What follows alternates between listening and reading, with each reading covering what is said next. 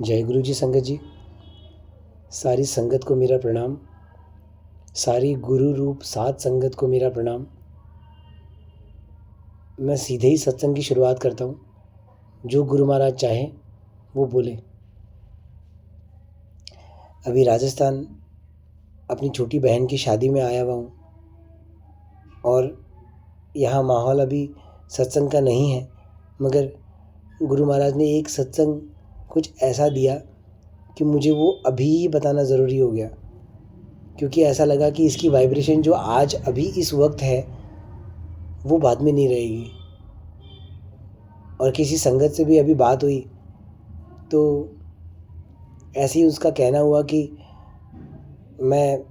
हम लोग कल यहाँ पे एक सत्संग है, तो उसमें आप तो नहीं रहोगे तो यहाँ गुणगान कौन करेगा।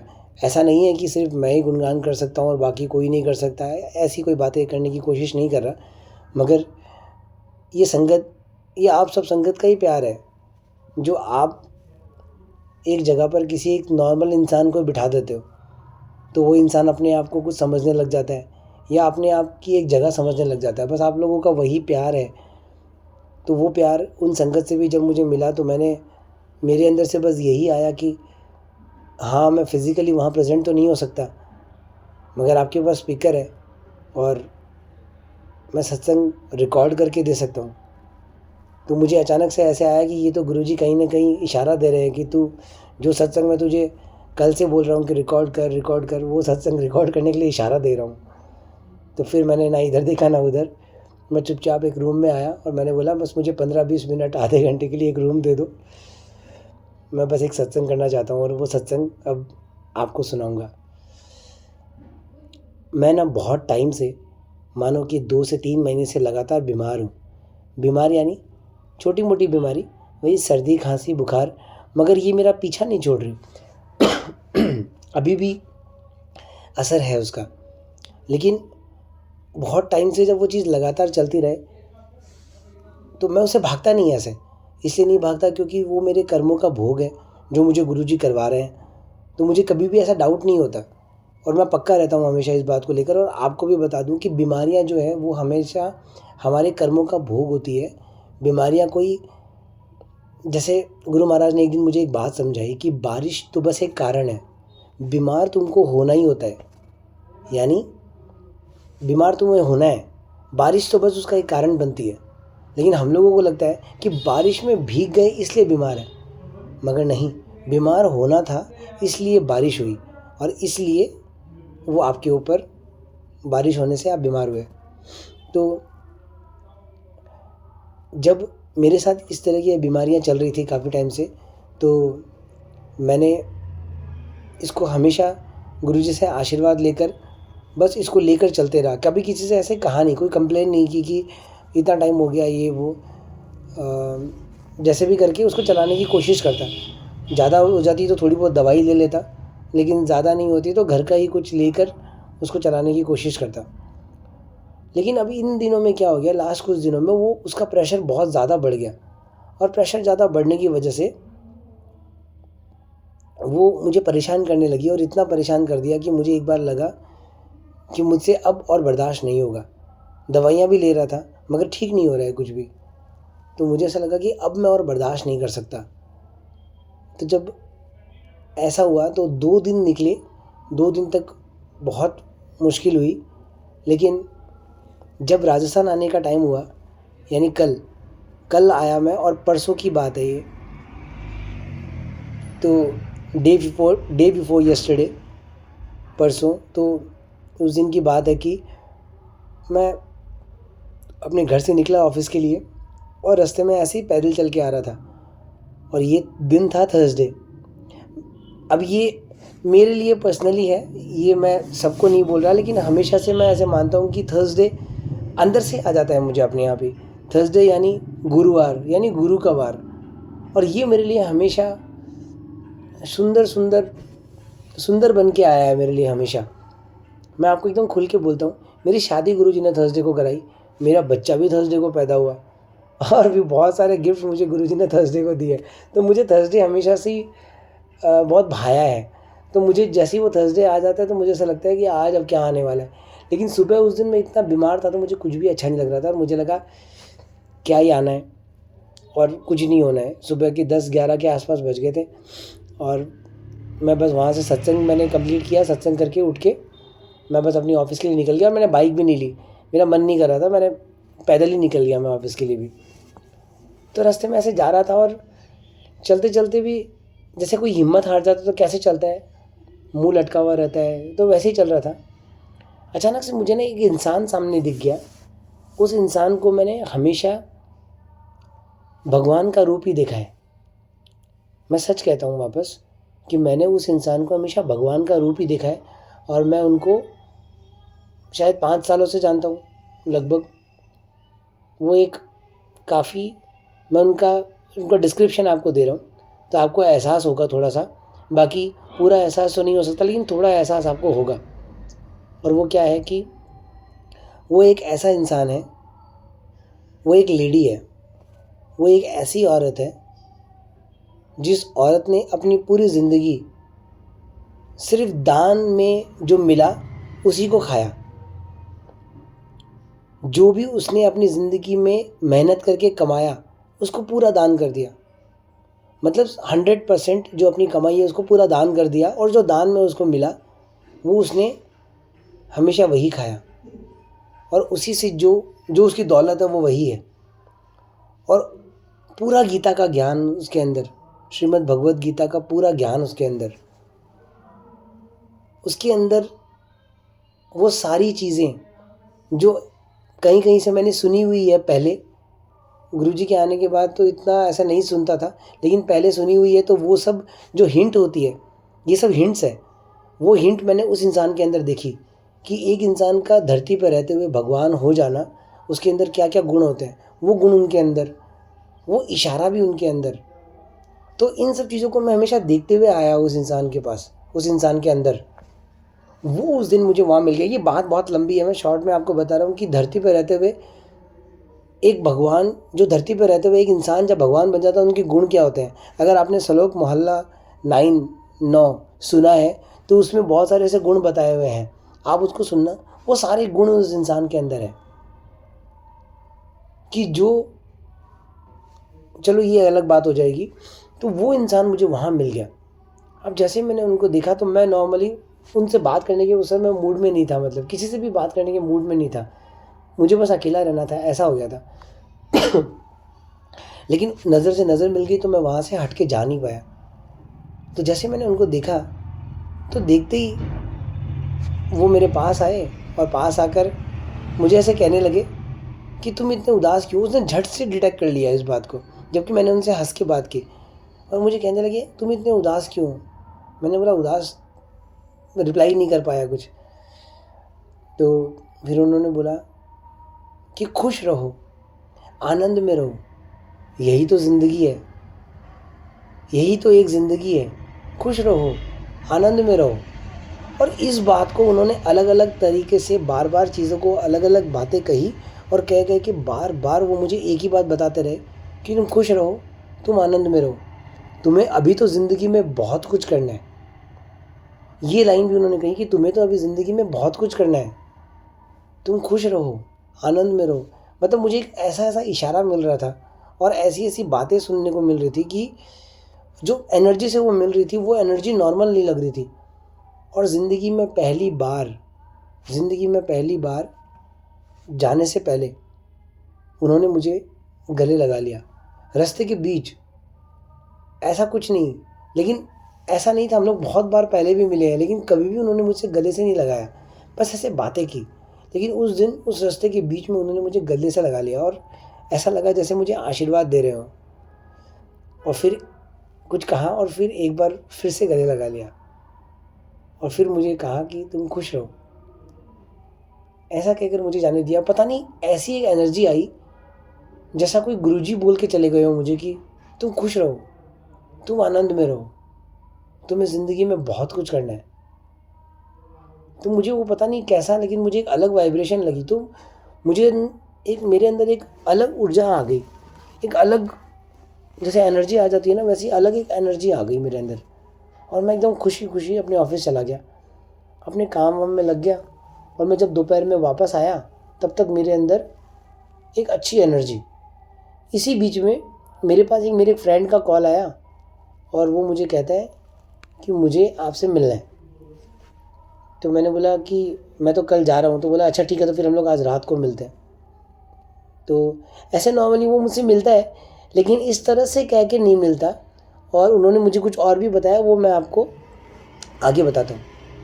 तो क्या गुरु महाराज की वो करनी थी, मैं आपको वो दिखाने की कोशिश कर रहा हूँ। आप सिर्फ वो देखो, वो कैसे अलग अलग रूपों में आकर कैसे चीज़ों को बदलता है और क्या करता है। मैं आपको वो दिखाना चाह रहा हूँ कि जब आपका कोई गला दबा दे ना, जब आपका कोई गला दबा दे और आपकी हालत ऐसी हो जाए कि आप अब मरे, तो आप समझ लेना कि आपका बहुत बड़ा कल्याण होने वाला है। और वो मोमेंट था जो मैं आपको अभी बताने की कोशिश कर रहा हूँ। तो फिर वहाँ से मैं निकला, ऑफिस से निकला, अपने घर गया। और जाकर जब वापस आया तो एक संगत से मेरी मुलाकात हो गई। और उस संगत ने मुझसे कहा कि आओ हम लोग चाय पीते हैं और चाय पे थोड़ी बात करते हैं, जो भी बात ऐसे करनी थी 2 मिनट के लिए। तो मैंने बोला कि मैं ऑफिस में था उस समय, तो मैंने बोला कि अच्छा ठीक है मैं आता हूँ। तो मैं चाय के लिए हम लोग वहाँ गए।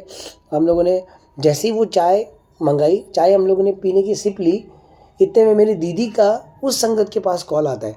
सोचो पूरे दिन भर में। और वो संगत ने मुझे पहले सुबह ही कहा था कि आज तो ऐसे लग रहा है जैसे बड़े मंदिर जाएंगे, मतलब फिजिकली नहीं, मेंटली। अब हम लोग शाम को वहाँ खड़े हैं और उस समय पे हम लोग चाय पी रहे हैं वहाँ पे। और उस समय मेरी दीदी का दिल्ली से कॉल आता है उन संगत के पास में। और वो जैसे ही उनका फ़ोन आता है तो उन्होंने बड़े मंदिर से उनको फ़ोन लगा दिया, लेकिन बड़े मंदिर से फ़ोन में तो बातें नहीं कर सकते, ना कोई वीडियो कॉल कर सकते हैं। तो उन्होंने फ़ोन लगा दिया और फ़ोन को अपने वहाँ से बंद कर दिया, बंद यानी फ़ोन लॉक कर दिया। अब सिर्फ वो जो वहाँ शब्द चल रहे थे वो शब्द हम लोगों को सुनाई दे रहे हैं और हमारे हाथ में वो चाय का गिलास। तो मुझे ऐसा महसूस हुआ, मुझे जो महसूस हुआ मैं वो बता रहा हूँ। मुझे ऐसा महसूस हुआ कि मुझे बड़े मंदिर गुरुजी मेंटली ले गए हैं और मेरे हाथ में चाय प्रसाद है और अब उसके अंदर वो वाइब्रेशन है, इसलिए वो चाय नहीं, वो चाय प्रसाद है और हम लोग दोनों एक साथ हैं। तो ये जो चीज़ हुई, ये मुझे ये बहुत अनोखी लगी ये बात, कि ये नॉर्मल नहीं है। ये बात जो इंसान बड़ी नॉर्मली सोचता है वो हो सकता है सोचे कि इस बात नॉर्मल है, लेकिन गुरु महाराज के यहाँ कुछ भी नॉर्मल नहीं होता। वो चाहते हैं तो होता है। तो मैं वहाँ से और खुश हो गया। उसके बाद वो संगत चली गई। फिर शाम को वो जो मेरा फ्रेंड था जिसने मुझे कॉल किया था वो आया। वो मुझे आके क्या कहता है कि 2 दिन पहले गुरुदेव का कॉल आया था। गुरुदेव यानी उनके जो मेरा फ्रेंड है उनके जो कुल गुरु हैं। लेकिन मैं आपको एक बात बता दूं, ये जो गुरु होते हैं ना, ये महापुरुष होते हैं, महाज्ञानी होते हैं। देखो मैं किसी के बारे में कुछ भी ऐसा नहीं कहना चाह रहा, कोई छोटा बड़ा नहीं कहना चाह रहा, मगर मैं आपको ये ज़रूर बता सकता हूँ कि ये गुरु अपनी पहचान छुपाते हैं। ये साक्षात उस परमात्मा का रूप होते हैं, मगर ये अपनी पहचान छुपाते हैं। लेकिन जिन गुरुदेव की अभी फ़िलहाल मैं बात कर रहा हूँ वो भी उसी परमात्मा का एक रूप है, मगर वही बात है कि वो अपनी पहचान जो है वो छुपाते हैं। तो मैं उनको है ना बहुत प्यार करता हूँ, आप ऐसा कह दो, क्योंकि जब मैं उनसे मिलता हूँ तो मुझे बहुत अच्छा लगता है। मुझे ऐसा लगता है मैं गुरुजी से मिला हूँ। मुझे थोड़ा ऐसा लगता है जैसे मैं गुरुजी से मिल के आया हूँ। तो इसलिए मैं उनसे जब भी मैं जाता हूँ जहाँ उनका धाम है, तो उस जगह जब मैं जाता हूँ तो मैं उनके पास ज़रूर जाता हूँ और मैं उनसे मिल के उनको प्रणाम करके, और जैसा भी मेरा तरीका है मैं उनसे मिल के वापस आता हूँ। कुछ मांगता नहीं, हमेशा याद रखना, मैं कुछ उनसे मांगता नहीं, ना अपना कोई दुख उनको बताता हूँ, कभी नहीं। वो सिर्फ गुरुजी को बताता हूँ, वो सिर्फ उसी को, वो सिर्फ उस एक को ही मांगना, उस एक से। अगर रोना है, अपना दुख प्रकट करना है तो सिर्फ उस एक के सामने ही। लेकिन क्योंकि उन गुरुदेव का एक अलग सम्मान है मेरे अंदर, एक अलग प्यार है उनके लिए, क्योंकि है तो वो परमात्मा का रूप ही ना। तो उस प्यार के लिए बस उनके पास मिलने के लिए जाता हूँ। लेकिन जो गुरुदेव है ना, वो तो वही एक है ना अंदर। तो वो तो आपको आप उनसे मांगो ना मांगो वो तो आपको ब्लेस करते ही हैं। तो उन्होंने क्या किया, उन्होंने 2 दिन पहले मेरे उस फ्रेंड को कॉल किया और उनसे कहा, देखना गुरुजी है ना अपने समय पे ना इशारा देते थे, अगर वही इशारा अगर कोई समझ पाए तो वो समझ जाएगा। तो उन्होंने मेरे फ्रेंड से क्या कहा, गुरुदेव ने, आप देखना कि गुरुजी ने मेरे फ्रेंड से क्या कहा। गुरुजी ने कहा कि अरे मैं आपको वीसी कहता हूँ, अरे वो वीसी कैसा है। तो मेरे फ्रेंड ने कहा कि अच्छा है। तो गुरुजी कहते हैं, अच्छा तो उससे 1-2 दिन में मिले, अभी तू उससे कब मिलेगा। तो ये बात थोड़ी अजीब लगी, क्योंकि गुरुदेव कभी भी ऐसा नहीं कहते। वो पूछते हैं वो कैसा है, अच्छा ठीक है, बस इतना ही। आज तक इतने सालों में भी कभी उन्होंने इससे आगे ज़्यादा नहीं पूछा। लेकिन इस बार वो पूछ रहे हैं कि तू उससे कब मिलेगा। तो मेरा फ्रेंड कहने लगा कि ये तो वैसे पता नहीं, लेकिन मिलते हैं हम लोग। अच्छा फिर भी 1-2 दिनों में तो मिलेगा ही, ये गुरुदेव कह रहे हैं, 1-2 दिनों में तो मिलेगा ही। ये इशारा है, अगर समझ जाए कोई इंसान तो ये इशारा है उस गुरु का कि 1-2 दिनों में तो तू उससे मिलेगा ही नहीं, मिल। और ये जब उनके मुंह से ज़बान से निकलता है तो ये आशीर्वाद बन के निकलता है कि अब तो 1-2 दिन में उससे मिल। तो जब उन्होंने ऐसे कहा तो मेरे फ्रेंड ने कहा कि हाँ हाँ मिलूँगा ही। और तब उन्होंने मुझे कॉल किया था उस दिन, परसों, मतलब उस दिन के पहले। तो हाँ आज से परसों ही हो गया। तो कल वो मेरे पास, कल नहीं ये परसों की बात हो गई, सॉरी, मतलब उसके 1 दिन पहले उनका कॉल आया था और उसके अगले दिन वो मुझसे मिलने के लिए आए। मतलब मैं रवाना हुआ वहाँ से 6 तारीख को, तो 5 तारीख को वो मुझसे शाम को मिलने के लिए आए। और मुझे ऐसे उन्होंने बताया कि ऐसा ऐसा गुरुदेव ने कहा। तो बोलते ही तो मुझे समझ में आ गया था। मैंने बोला कि उनको पता चल गया है कि मैं काफ़ी टाइम से बहुत बीमार हूँ।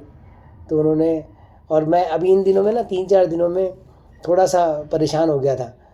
तो ये तो वो गुरुजी की करामात है कि वो फिज़िकली मुझे बोल नहीं सकते तो अपने किसी और रूप में बोल जाते हैं। तो उन्होंने गुरुदेव के रूप में बोल दिया कि जाओ उससे मिल लो, और वो आशीर्वाद है।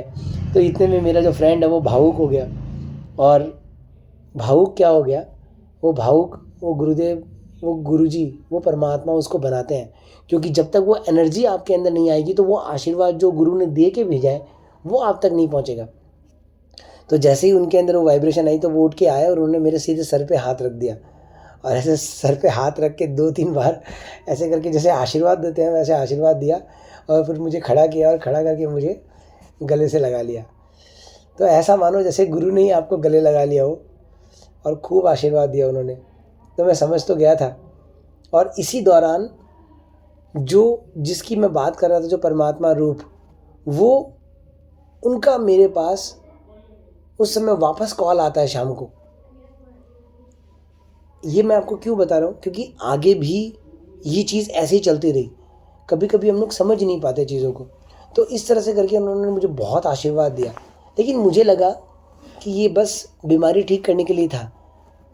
लेकिन मैं समझ ही नहीं पाया कि ये तो बस एक इशारा था, बात कुछ और ही थी। अब मुझे अगले दिन अपनी जर्नी शुरू करनी थी, मुझे अगले दिन शाम को निकलना था। तो क्या हुआ कि मेरे पास एक संगत ने मुझे एक बालाजी का, हनुमान जी का एक स्वरूप दिया था। उसका एक अलग सत्संग है, लेकिन एक स्वरूप दिया था।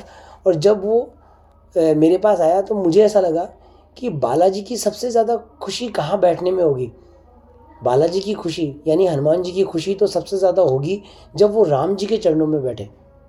तो इसलिए मैंने उनको गुरु जी के दरबार में, गुरु जी के ठीक चरणों के पास ही रखा। क्योंकि गुरु और राम, गुरु जी और राम जी में कोई अंतर ही नहीं, वो तो एक है।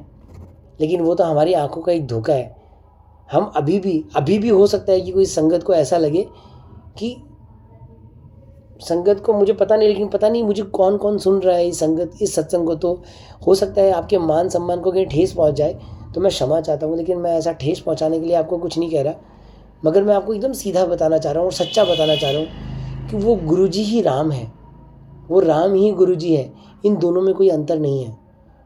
और बालाजी की यानी हनुमान जी की प्रसन्नता तभी होगी जब वो उनके चरणों में बैठे। और वो स्वरूप फिर जाकर उनके चरणों में वहाँ पे विराजमान हुआ। तो मैंने उनको वहाँ विराजमान कर दिया। लेकिन जिस संगत से मुझे वो मिला था, उस संगत ने मुझे कहा कि ये तो आपके छोटे भाई को मिलना चाहिए, क्योंकि वो बालाजी का परम भक्त यानी वो बालाजी से प्यार करता है। परम भक्त यानी वो सच्चा प्यार जो करता है। जैसे हनुमान जी कैसे राम जी से प्यार करते हैं, वैसे ही वो भी बालाजी से उतना प्यार करता है, ऐसा कह सकते हो आप।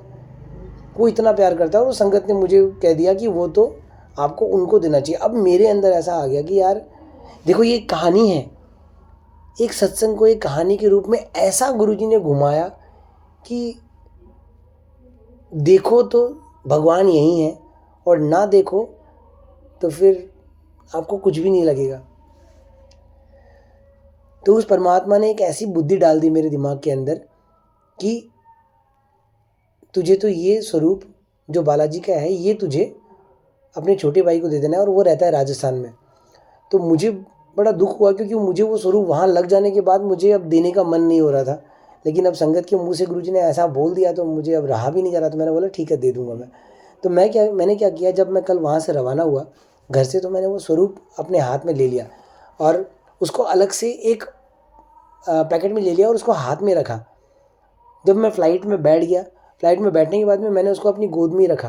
मैंने उसको ऊपर लगेज में भी नहीं रखा, अपनी गोद में रखा, ताकि क्योंकि ग्लास भी है, टूट नहीं जाए, और बहुत अच्छे से उसको अपने पास में हैंडल करके रखा था। मैं सच कहता हूँ, वो बालाजी का स्वरूप मेरे साथ नहीं आया। वो बालाजी, हनुमान जी खुद मेरे साथ आए थे उस राम के हुक्म से। और मैं बहुत ताकत लगाकर और एनर्जी के साथ आपको कहता हूँ, क्योंकि ये चीज़ मैंने महसूस की है कि वो परमात्मा, वो गुरु, वो राम, उसने अपने सबसे खास भक्त को मेरे साथ भेजा कि तू उसके साथ जा।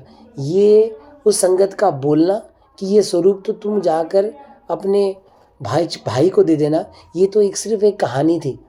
असल में तो उस बालाजी को, उस हनुमान जी को मेरे साथ आना था, क्योंकि उनको पता था कि बीच में क्या संकट है, क्या संकट आने वाला है। और उनका आशीर्वाद उन्होंने उसके ठीक पिछले दिन, पूरे दिन लगातार मुझे दिया। वो थर्सडे का दिन था और फ्राइडे को मुझे रवाना होना था, और पूरा थर्सडे, पूरा गुरुवार पूरे आशीर्वाद से भर दिया, अलग अलग रूपों से आशीर्वाद दे दे के। और वो आशीर्वाद मैंने आपको बताया। अब वो स्वरूप लेकर मैं अपनी गोद में रखकर उसको फ़्लाइट में बैठ गया। फ़्लाइट के अंदर थोड़ी देर में अनाउंसमेंट होता है कि बाहर तूफ़ान होने की वजह से सारे पैसेंजर से रिक्वेस्ट की जाती है कि सब अपनी अपनी जगह पर बैठ जाएं और एक बार कोई भी बाथरूम वगैरह यूज़ ना करें।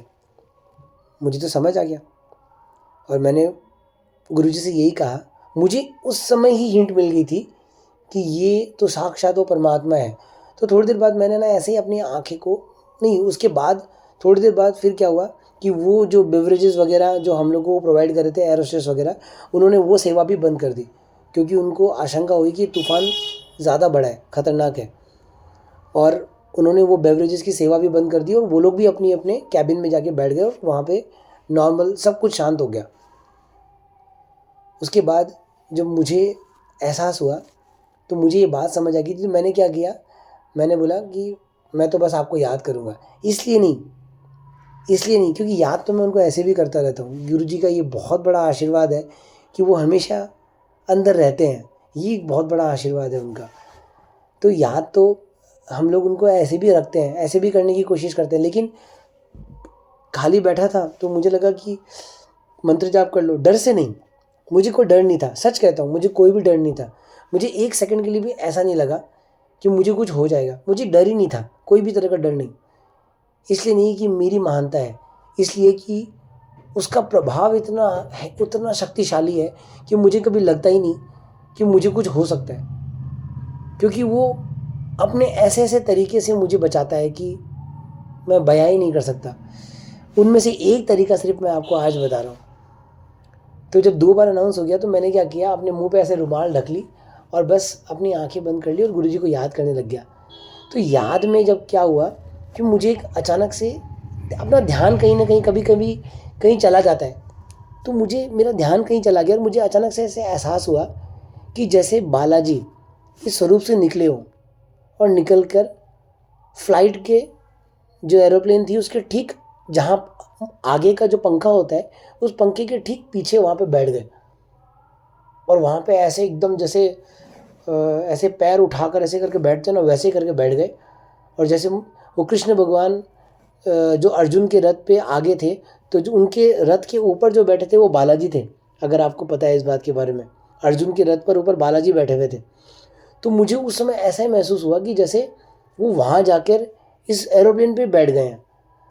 तो जहाँ वो चीज़ जब मैंने देखी तो मुझे लगा कि ये मेरे मन का वहम भी हो सकता है, लेकिन मैंने उसको इग्नोर किया। मैंने बोला वहम है तो है, जैसा है, जो गुरुजी दिखा रहे हैं वो देख लो। तो मैंने ऐसे देखा तो मुझे बड़ी खुशी हुई।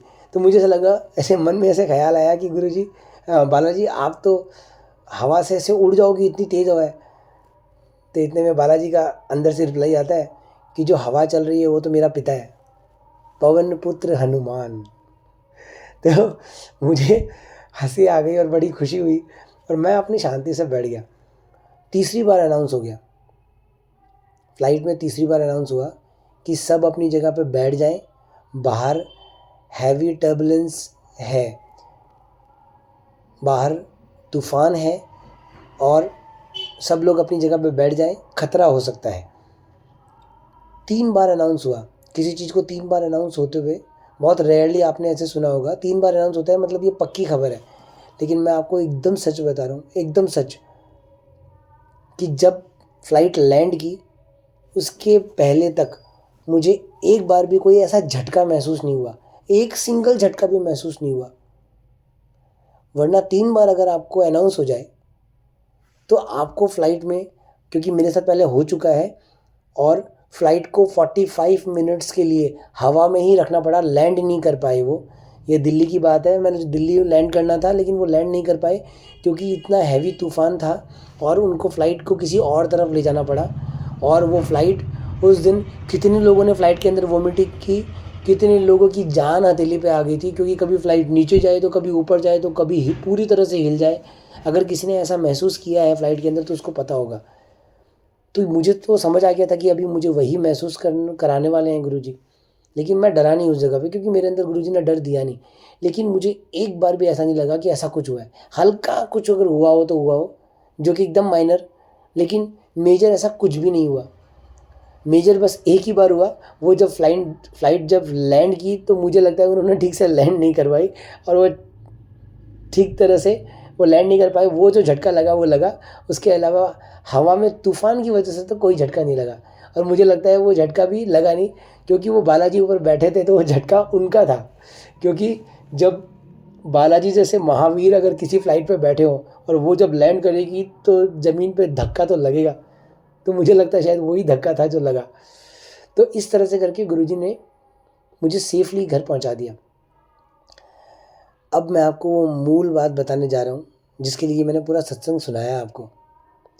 मैंने गुरुजी से कहा कि गुरुजी आप हर बार मुझे बचा लेते हो, हर बार ऐसा कुछ होता है और आप मुझे वहाँ से निकाल के ले आते हो, लेकिन मेरे पास कोई भी प्रूफ नहीं रहता इस बात का।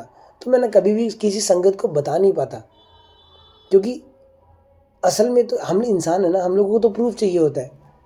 हम लोगों को हर बातों के लिए प्रूफ चाहिए होता है।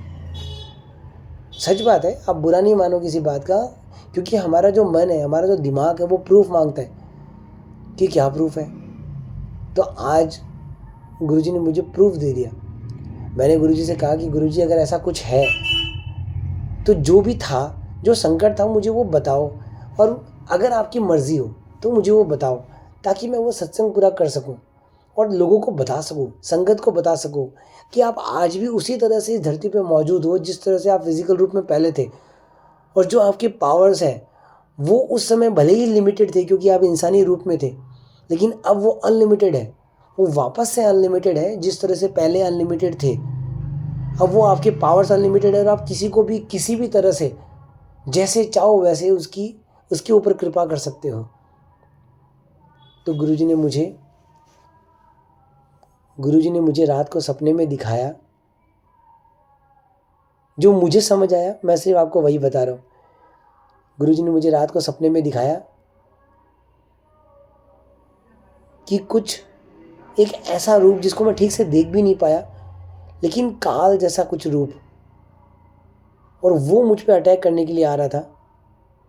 और इतने में ही कहीं से गुरुजी आए और मेरे पीछे की तरफ से आए और ठीक उस सामने आके इतनी स्पीड से आए और उसको ऐसे दबोचा, और इतनी स्पीड से एक फील्ड जैसी थी जगह, और उस जगह के ऊपर एक राउंड जैसा इतनी स्पीड से वो राउंड लगाया, और जो वो एक दीवार थी उसके अंदर ही, जैसे उस दीवार के अंदर ही उसको घुसा दिया। मतलब इतनी स्पीड से सब कुछ हुआ कि देख ही नहीं पाया, समझ ही नहीं पाया, और फिर वो दीवार के अंदर ही उसको डाल दिया और उसका वजूद ही ख़त्म कर दिया। अब वो काल था या क्या एनर्जी थी जो मुझे ख़त्म कर देना चाहती थी, लेकिन मुझे समझ नहीं आया। और जब अब वो मेरी थोड़ी सी आगे चली गई थी, वो सीन, वो फील्ड मेरे थोड़ी सी आगे थी, तो मैं थोड़ा सा आगे जाके जब मैंने गुरुजी की तरफ, जिस जगह गुरुजी ने उसको दबाया था, मैंने जब वहाँ पे घूम के देखा, तो वहाँ पूरी तरह से साक्षात एक गणेश जी की पूरी मूर्ति बन गई थी, गणेश जी का पूरा रूप बना हुआ था। मैंने बोला, महाराज ये आपकी क्या लीला है, आप गुरु रूप में ब्लेस करते हो, बालाजी बनकर गोद में आते हो, और गणेश बनकर मेरा कष्ट निकाल देते हो, और इंसानी जाम में आकर मुझे गले लगा लेते हो।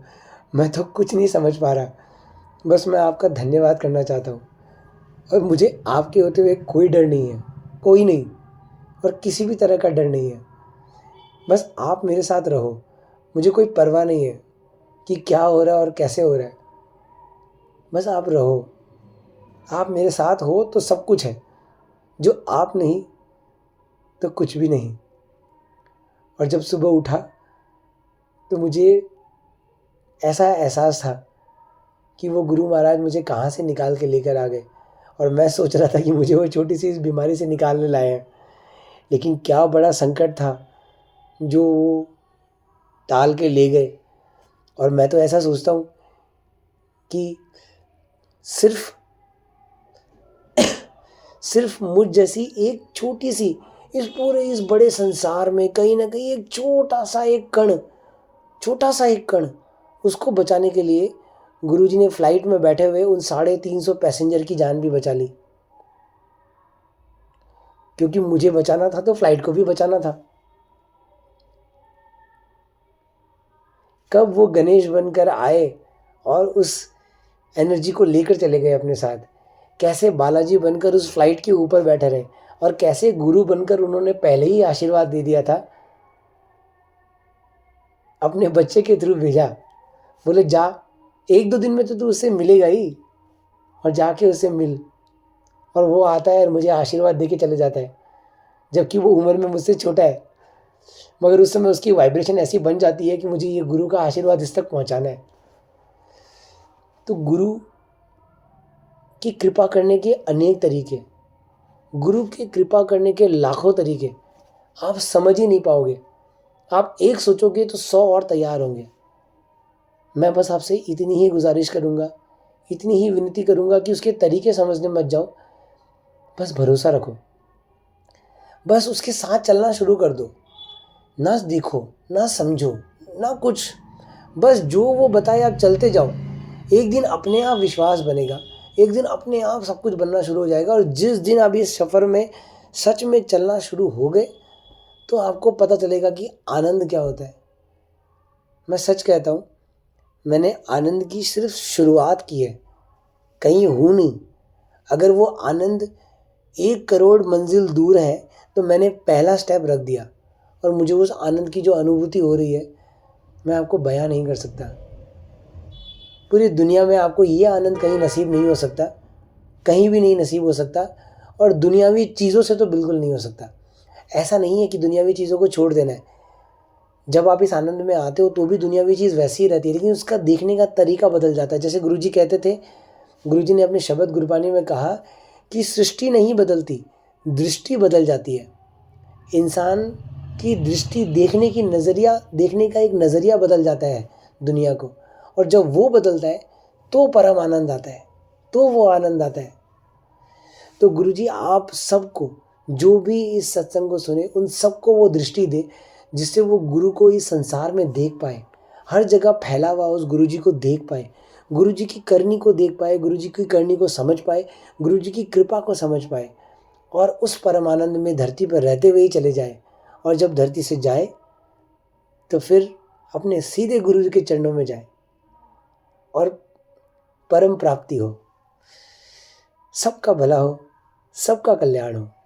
जय गुरु जी, जय गुरु जी।